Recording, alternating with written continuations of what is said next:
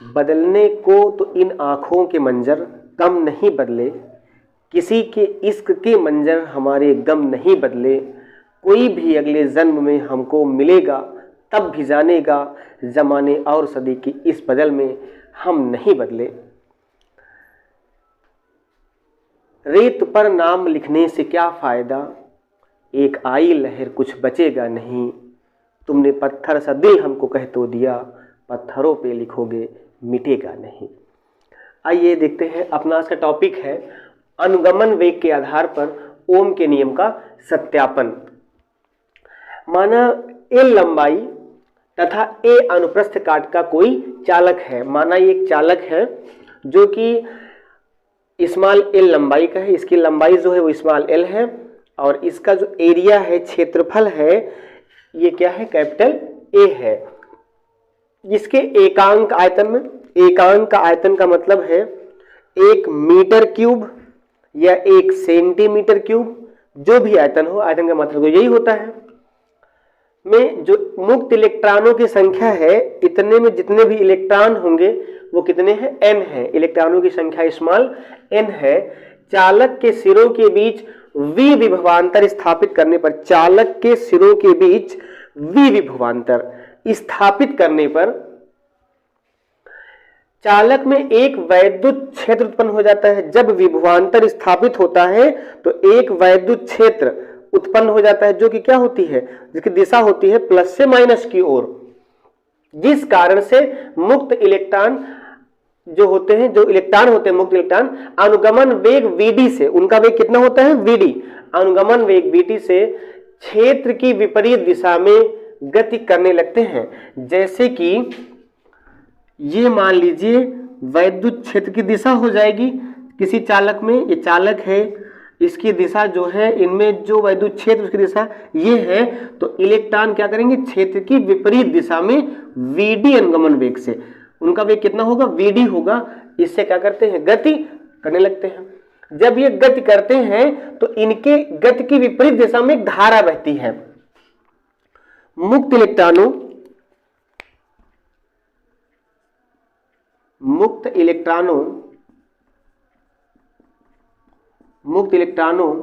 की गति की विपरीत दिशा में प्रवाहित धारा, जो प्रवाहित धारा I होती है, I का आप लोग फार्मूला पढ़े थे, I is equal to, formula होता है NEAVD होता है। अच्छा, आप लोग अनुगमन वेग का फार्मूला सब लोगों को कल बताए भी थे हम, जो अनुगमन वेग का सूत्र होता है, चूंकि अनुगमन वेग vd का जो सूत्र होता है वो होता है EV/ml इंटू टाउ। अभी ये कल की बात है, हम लोग इसे आप सबको कल बताए थे ये बात, ठीक है। ये vd की वैल्यू हम लोग यहां पर पुट करेंगे I के वैल्यू में, इसलिए देखिए I इज इक्वल टू कितना आ जाएगा, NEA, vd की वैल्यू हो जाएगी EV/ml इंटू टाउ। ओके, ये हो गया। यहां से हम लोग देखते हैं क्या निकालते हैं, तो I, यहां से हम लोग सब चीज हम लोग इधर ले आते हैं। जैसे ml यहां अपान में है, ml यहां कहां आ जाएगा, इनटू में आ जाएगा। ओके, और देखिए ये यहां ऊपर है, इसे नीचे ले आएंगे NEA, और ये टाउ भी नीचे आ जाएगा। और देखिए, अच्छा E और E मिलाकर देखिए क्या हो जाएगा, E², तो हम यहाँ E² कर ले रहे हैं।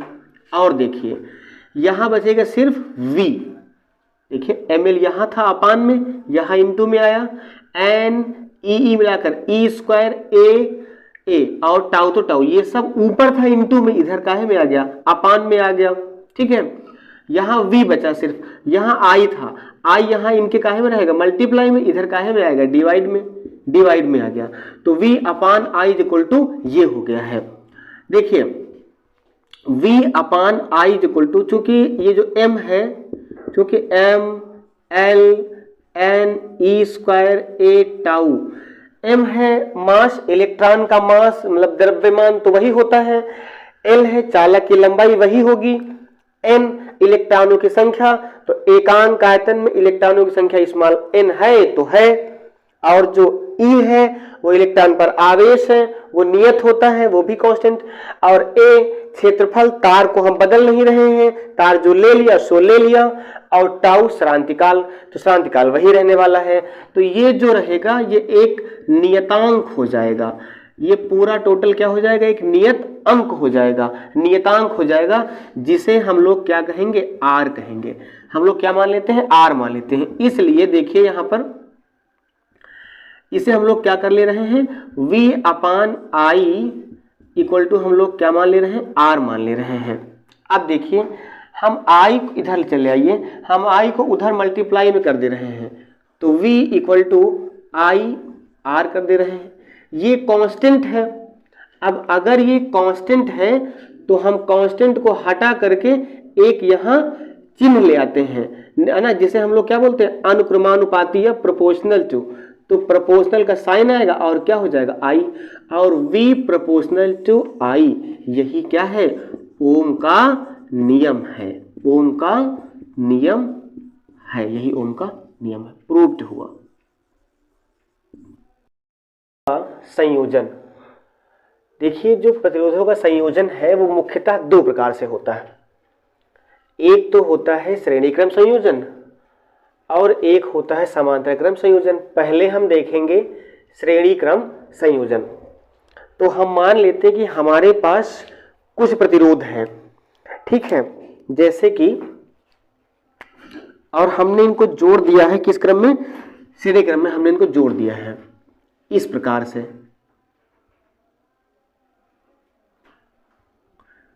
ये एक है और एक ये और एक ये, तीन है मान लीजिए।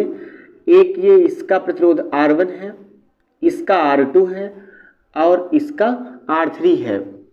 ये तीन प्रतिरोध हैं और इनको हम आपस में जोड़ दे रहे हैं। ये श्रेणी क्रम संयोजन है।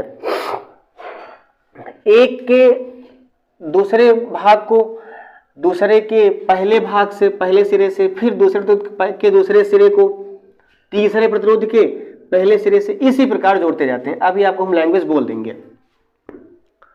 तो और ये है, यहां पर हम एक सेल या बैटरी जोड़ दे रहे हैं।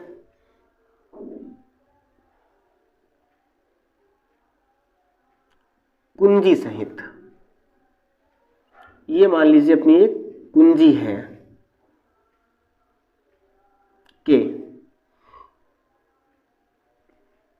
ये अपना क्या है, एक सेल बैटरी है, ठीक है, सेल या बैटरी है, प्लस माइनस, ओके। इनके बीच जो विभवांतर है, देखिए श्रेणी क्रम में होता क्या है कि धारा जो होती है, करंट सेम जाती है। आई करंट यहाँ, तो आई करंट ये, आई करंट इसमें भी जाएगी, आई इसमें भी जाएगी और आई करंट इसमें भी जाएगी, करंट सब में सेम जाएगी। लेकिन जो इसका वोल्टेज होगा, जो बैटरी का वोल्टेज होगा, वही वोल्टेज इनमें सेम नहीं जाएगा, वोल्टेज डिफरेंट हो जाएगा। मतलब विभवांतर जो होगा वो प्रत्येक प्रतिरोध के बीच अलग अलग होगा। हम मानते हैं कि जो पहला प्रतिरोध है इसके सिरों के बीच विभवांतर क्या है, V1 है। दूसरे प्रतिरोध के सिरों के बीच विभवांतर क्या मानते हैं, V2 है। और जो तीसरा प्रतिरोध है इसके सिरों के बीच विभवांतर हम V3 मान लेते हैं। हम मान लेते हैं कि तीन प्रतिरोध है ये, और इनमें से प्रत्येक प्रवाहित धारा I एम्पियर है। प्रत्येक प्रतिरोध का प्रतिरोध R1 के सिरों के बीच विभवांतर V1, R2 के बीच विभवांतर V2 तथा R3 के सिरों के बीच विभवांतर क्या है, V3 है। ठीक है, ये लैंग्वेज हो गई। लैंग्वेज में और लिख सकते हो कि इस संयोजन में पहले प्रतिरोध के दूसरे सिरे को दूसरे प्रतिरोध के पहले सिरे से तथा दूसरे प्रतिरोध के दूसरे सिरे को तीसरे प्रतिरोध के पहले सिरे से इसी प्रकार जोड़ देते हैं। ठीक है, माना प्रत्येक प्रतिरोध में प्रवाहित धारा I है तथा प्रतिरोध R1 के सिरों के बीच विभवांतर V1 तथा प्रतिरोध R2 के सिरों के बीच विभवांतर V2 और प्रतिरोध R3 के सिरों के बीच विभवांतर क्या है, V3 है। ये लैंग्वेज आप लिख लोगे। अब हम चलते हैं, देखते हैं। ओम के नियम से हम सब लोग जानते हैं, ओम के नियम से V इक्वल टू क्या होता है, IR होता है ना। ये टोटल परिपथ का क्या है, वोल्टेज कितना होगा, IR होगा। हम बात करते हैं पहले प्रतिरोध, प्रतिरोध R1 के सिरों के बीच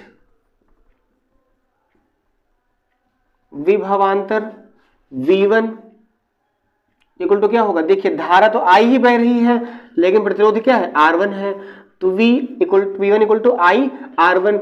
इसी प्रकार प्रतिरोध R2 के, आप लोग पूरी लैंग्वेज लिखना ही है, हम ऐसे लिख दे रहे हैं, बीच विभवांतर V2 equal to I R2, ठीक है। और R3 के सिरों के बीच विभवांतर क्या हो जाएगा, V3 equal to I R3।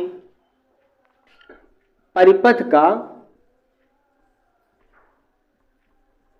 कुल विभवांतर, जो कुल विभवांतर है वो क्या है, V है, और जो V होगा वो इन टोटल को जोड़कर होगा, यानी V1 plus V2 plus V3 होना चाहिए। अब V इक्वल टू देखिए V1 की वैल्यू क्या है, IR1, V2 की वैल्यू IR2, V3 की वैल्यू IR3। देखिए V इक्वल टू क्या है, IR है, तो I कॉमन ले लीजिए, यहाँ पे R1 plus R2 plus R3 हो जाएगा, तो I cancel out, R equal to R1 plus R2 plus R3 होगा। ये हमारा हो जाएगा किस क्रम का, श्रेणी क्रम का फार्मूला, प्रतिरोधों का संयोजन हो जाएगा। अब अगर हम बात करें समांतर क्रम संयोजन, क्या है की बात करें, समांतर क्रम संयोजन की, तो समांतर क्रम संयोजन में होगा क्या, अच्छा जैसे मान लीजिए प्रतिरोध एक से अधिक, इसी मान लीजिए कि प्रतिरोध, यदि प्रतिरोध 3 से अधिक हो, अभी 3 ही लगे हैं, मान लीजिए आपको अधिक मिल जाए तो अधिक हो तो R इज इक्वल टू क्या हो जाएगा, R1 plus R2 plus R3 plus R4 plus and so on, चाहे जितने आप जोड़ दीजिए, अगर श्रेणी क्रम में लगे हैं तो जो परिपथ का कुल प्रतिरोध क्या होगा, सबको हम ऐसे ही जोड़ देंगे, हमारा वो हो जाएगा। प्रतिरोधों के संयोजन का जो दूसरा प्रकार है वो है समांतर क्रम संयोजन। तो समांतर क्रम संयोजन में होता क्या है कि हमारे पास 3 या 4 चाहे जितने भी प्रतिरोध आप ले लीजिए, और उनमें होता क्या है कि प्रत्येक प्रतिरोध के एक सिरे को बैटरी के एक सिरे से जोड़ देते हैं, और दूसरा जो सिरा होता है, दूसरे सिरे चाहे जितने हो, 3 4 चाहे जितने प्रतिरोध हो, सभी के दूसरे सिरे को बैटरी के हम दूसरे सिरे से जोड़ देते हैं। इस प्रकार यहां देखिए, ये मान लीजिए हमारा एक प्रतिरोध है R1, दूसरा मान लीजिए ये हमारा है R2, और तीसरा मान लीजिए हमारे पास ये है R3 है। तो इन सब को हम क्या करते हैं, ये एक से जोड़ देते हैं, बैटरी के एक सिरे से जोड़ देते हैं। ये बैटरी का मान नेगेटिव, ये पॉजिटिव सिरा है, तो नेगेटिव सिरे से हम इसके देखिए तीनों प्रतिरोधों के एक सिरे कहाँ से जोड़ दिए हैं, सेल के एक सिरे से जोड़ दिए, और जो इसका जो तीनों का दूसरा सिरा है वो हम सेल के दूसरे सिरे से जोड़ दे रहे हैं। इस प्रकार से ये हमारा कौन संयोजन हो गया, ये हमारा संयोजन हो गया है समांतर क्रम संयोजन हो गया है। इसमें खास बात और होगी, इसकी वोल्टता V है, खास बात ये होगी कि यदि यहाँ से धारा निकलेगी, धारा चलेगी और यहाँ से चलने के बाद धारा यहाँ से डिवाइड होगी, इधर भी चलेगी, इधर भी चलेगी, इधर भी चलेगी। जब कभी भी धारा डिवाइड हो तो जितने में धारा जाएगी, जिधर जहां पर अलग अलग धारा होगी, वो सभी जितने भी प्रतिरोध होंगे सभी होंगे समांतर क्रम में। अगर धारा सेम जाएगी, यदि धारा सेम जाए तो वे जो प्रतिरोध होंगे वो होंगे श्रेणी क्रम में। यदि धारा उनमें अलग अलग जा रही है, धारा बट जा रही है, तो इसका मतलब वे प्रतिरोध किस क्रम में होंगे? समांतर क्रम में होंगे। बस ये एक पहचान है। और देखें, समांतर क्रम में एक खास बात होती है कि बैटरी की जो वोल्टता, सेल या बैटरी की जो भी वोल्टता होगी, जो भी वोल्टता, वो सभी प्रतिरोधों पर समान होगी। इसके सिरों के बीच विभवांतर V होगा, इसके सिरों के बीच विभवांतर V होगा, और इसके मतलब विभवांतर क्या होगा? V ही होगा। सब के बीच विभवांतर क्या होगा? VV होगा। लेकिन इनमें धारा क्या हो जाएगी? अलग अलग हो जाएगी। मान लीजिए धारा इसमें I1 जा रही है, इसमें धारा I2 जा रही, इसमें धारा I3 जा रही है। ठीक है, तो धारा अलग अलग हो जाएगी समांतर क्रम में, और वोल्टेज क्या हो जाएगा? सेम हो जाएगा। लेकिन जब श्रेणी क्रम था तो उसमें क्या था? धारा जो थी वो मतलब क्या थी? समान थी, लेकिन उनमें सब में विभवांतर सबके बीच, सिरों के बीच क्या था? समान था, पर अलग अलग था। इसमें उल्टा हो जाएगा। बस आइए देखते हैं। ओम के नियम से, ओम के नियम से, ओम का नियम क्या होता है? सभी लोग पढ़े होंगे, V = I/R, ये फार्मूला है। तो यहां पे देखिए, अच्छा, जो चीज डिफरेंट हो उसी इक्वल टू उसका हम लोग इक्वल टू फार्मूला बना लेते हैं। जैसे यहां पे देखिए, उसमें V डिफरेंट था तो हमने वहां V1, V2, V3 बनाया था। यहाँ I करंट डिफरेंट, तो हम लोग यहाँ I का फार्मूला बनाएंगे। I1 = ध्यान दीजिए, I का निकालिए, R यहाँ अपान में आएगा, V/R हो जाएगा। ठीक है, अब देखते हैं। पहले प्रतिरोध, ब्लैक से ठीक रहेगा, पहले प्रतिरोध के सिरों के बीच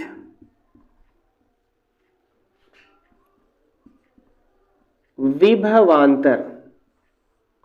अच्छा, एक बात और है कि अभी जो क्लासें चल रही हैं, बहुत जल्दी आ गया है बोर्ड का जो पेपर का जो प्रोग्राम है, बहुत जल्दी हो गया। अब तो 24 मार्च बता रहा है डेट। तो जब डेट 24 मार्च है तो हम लोगों ने सोचा है कि जो है 15 ही दिन में पूरा सिलेबस कवर कर दिया जाए। तो जब सिलेबस 15 दिन में कवर करना है तो हमें थोड़ा सा तेज चलना होगा, और जो बहुत ज़्यादा इंपॉर्टेंट टॉपिक होंगे सिर्फ वही हम बता देंगे, ताकि आप पेपर में कुछ बहुत तो आप सब कम से कम कर ही पाए, लगभग कुछ और बेहतर कर पाए। इसलिए हम कोशिश करेंगे कि हम सेकेंड पेपर भी इसी समय जो है थोड़ा लेके चले, साथ साथ सेकेंड पेपर और फर्स्ट पेपर दोनों कंबाइन लेके चले। तो हो सकता है सुबह शाम 2 वीडियो आपके आ जाए, एक सुबह और एक शाम, 2 क्लासेस चल जाए, जिसमें एक में सेकेंड पेपर हो जाए, एक में फर्स्ट पेपर हो जाए। सेकेंड पेपर के जो भी इंपॉर्टेंट टॉपिक होंगे वो हम लोग कोशिश करेंगे कि आपको दे पाएं, और 15 दिन के अंदर कोशिश करेंगे कि आपका ये जो सिलेबस है तो टोटल वो खत्म हो पाए, जो इंपॉर्टेंट टॉपिक है वो हम आपको बता के खत्म कर सकें। अब देखिए, तो पहले प्रतिरोध के सिरों के बीच विभवांतर, ऐसा करिए ना, पहले प्रतिरोध में प्रवाहित धारा, क्योंकि धारा अलग है, धारा ही निकालेंगे हम लोग। प्रवाहित धारा I1 = देखिए, पहले प्रतिरोध में धारा क्या बह रही है? I1 बह रही है। तो I1 = क्या होगा? V/R होता है फार्मूला। तो पहले के बीच विभवांतर क्या है? V है, प्रतिरोध क्या है? R1 है। तो कितना होगा? I1 = V/R1। इसी तरह दूसरे प्रतिरोध में प्रवाहित धारा I2 = V/R2 हो जाएगा। तीसरे प्रतिरोध में प्रवाहित धारा I3 हो जाएगी, V/R3। अब यहां से I करंट निकलेगी और यही I तो सब में बटेगी, है ना, कद्दू कटेगा सब में बटेगा, तो I यहां से निकलेगी सब में बटेगी, मतलब I1, I2, I3 सब में चली जाएगी। ठीक है, तो हम बात करेंगे परिपथ में प्रवाहित कुल धारा I = सब कुछ ऐड कर देंगे क्योंकि यही इन सब में बढ़ गई है। तो I = I1 I2 + I3 के इक्वल होनी चाहिए। I1 + I2 + I3। अब देखिए I की वैल्यू क्या है, V upon R, V upon R, I1 है V अपान R1, I2 है V अपान R3, R2 और I3 है V अपान R3। इधर आ जाइए इधर, तो V upon R equal to, V common ले लीजिए, 1 upon R1, 1 upon R2 plus 1 upon R3। V से V कैंसिल आउट होगा, तो 1 upon R is equal to 1 upon R1 plus 1 upon R2 plus 1 upon R3 होगा। तो ये तो इसका फार्मूला हो ही जाएगा। इजी था वैसे ये, समांतर और श्रेणी क्रम दोनों ही बहुत ज़्यादा आसान है। इसके जो है ना, ये टॉपिक ही थोड़ा इम्पोर्टेंट है, दोनों में से एक इम्पोर्टेंट है, लेकिन इसके जो पहले प्रूफ हुआ है ना ओम के नियम का सत्यापन, वो तो वेरी वेरी मोस्ट इम्पोर्टेंट था। ठीक है, सबको करना ही है वो।